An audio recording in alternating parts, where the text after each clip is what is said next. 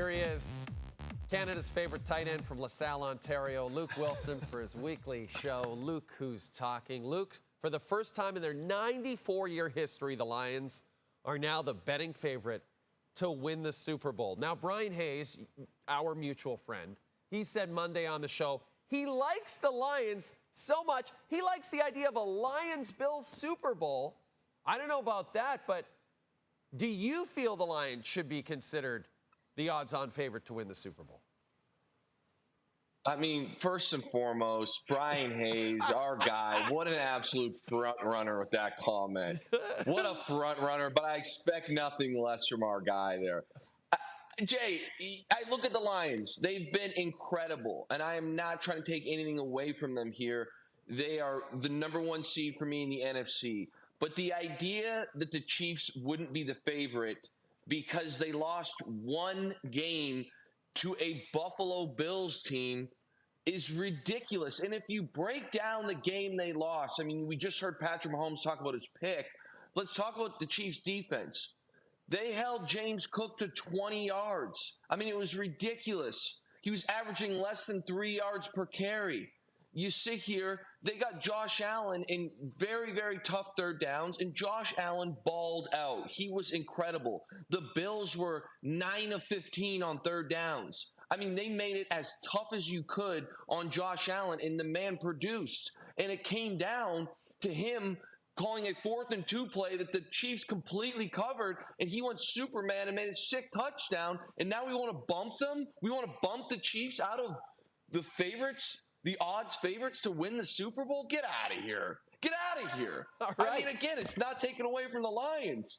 I'm glad they just – the game they played in Jacksonville was one of the most impressive things I've seen, and I get why people are all hyped up about them because they're that good. But Come on, one loss and we're bumping them, Jay? It's ridiculous. All right, there you go. Luke has spoken. Speaking of speaking, Luke, I thought this past Sunday might have been the last time we've talked about Aaron Rodgers. You seem pretty down. It wasn't looking so good. Team's been playing bad. But then the Jets go and fire their GM, Joe Douglas, on Tuesday. And now reports are coming out that the owner of the team, Woody Johnson, wanted to bench Aaron Rodgers after week 4. So now they're on a bye week. We haven't heard from Rodgers yet. But how do you think this is sitting with the future Hall of Famer? Could you see a scenario, Luke, where Rodgers never plays for the Jets again? Definitely, Jay, definitely. And it's funny because if this report is true, a lot of things make sense. And why I say that, and Jay, we've talked about this for weeks now, I couldn't get over why they fired Robert Saleh. I did not understand it. I thought it was a very strange move. You know, their new intern head coach, Jeff Ulbrich, says that he talks to Robert Saleh all the time. All the guys say, you know, Robert Saleh was their leader. I told you Robert Saleh was on the staff in Seattle the year we won the Super Bowl. I played against this guy's defenses in San Francisco. Like, everywhere he's been beloved, and he's had defenses that have produced. So it was such a strange ordeal. And to me, what this whole thing says is that Woody Johnson basically gave Bobby Saleh a ultimatum. Either you bench Aaron or you're gone. And he clearly is gone. And he's probably done the same thing with the GM. So my guess is, and the thing that excites me, is that this is the last year, and really the only year, because his first year was injured, that Aaron Rodgers will be a New York Jet. But that being said, the most exciting part of all of this is it is literally Brett Favre 2.0. Brett Favre played for the Jets for 1 year. So you know it's coming down the pipeline, much to the happiness of producer Kyle Lawson. I cannot wait for Aaron Rodgers to be sporting the Minnesota Vikings. Is it purple and gold, purple and yellow? I don't know. I'm not a Vikings guy. But boy, will that put our friend Kyle in a blender, and I couldn't be more excited.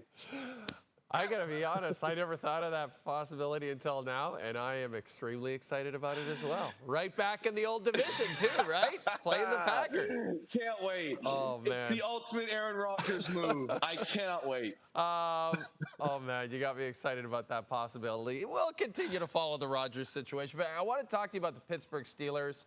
Very impressive win over Baltimore over the weekend. Now they get Cleveland, a 2-8 team. That's a disaster to kick off the week Thursday night. I know Russell Wilson has been good, maybe not as consistent as Steeler fans would like, but overall, Luke, how far do you think this Pittsburgh Steelers team can go? I think they have a shot to win the whole thing.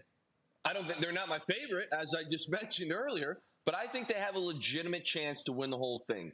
You know, right now, the top three teams in the AFC for me are the Chiefs, the Bills, and the Steelers. And you can argue about who's 1, 2, and 3 all day. But they are right there, and the Ravens are knocking on the door. And you sit here and say, Jay, you asked me how far they can go, especially with that defense. This defense dominated the Baltimore Ravens. Dominated.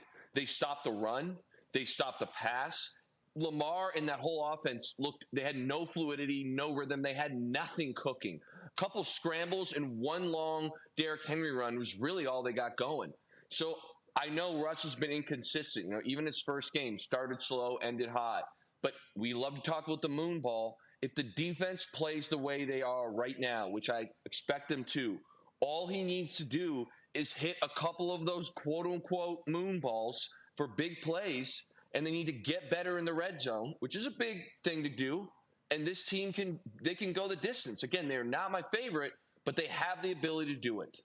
I mentioned that they are playing the Browns on Thursday night, and we'll show you what time we get our coverage started on this network, 7 o'clock Eastern time. Luke, how are you feeling about this one? There's no way that the Pittsburgh Steelers fall. Yes, but coming up a big win, you need Mike Tomlin to get these guys ready to go. You can't let that hangover. Hey, we beat Baltimore in the driver's seat. You have to take care of business.